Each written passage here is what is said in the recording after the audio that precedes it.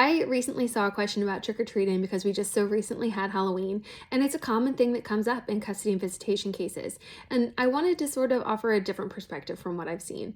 So the question was basically that dad lives 4 hours away, and he asked mom whether he could come and hang out with the kid for trick-or-treating.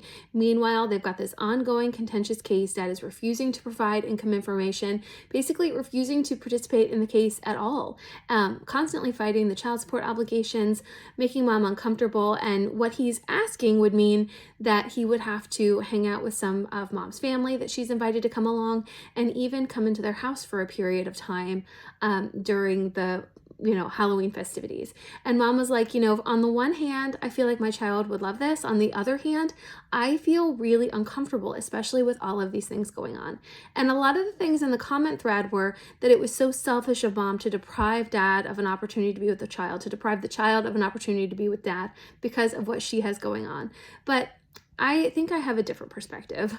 I mean, I think it's great if you can safely and comfortably incorporate both parents in events that are meaningful for the child. But I think we have to look at the event and at the ask and decide whether that under those conditions is appropriate. And also, would the same invitation be extended to you if it was his parenting time?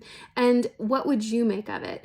And I also think it's important to remember that it's okay to say no, that your comfort matters, especially if this was an abusive relationship or if he's continually trying to financially abuse you by weaponizing litigation and keeping a case going on, by trying to minimize his child support obligation when he knows full well that he should be paying it. There's a lot of abuses kind of running as an undercurrent in this fact pattern.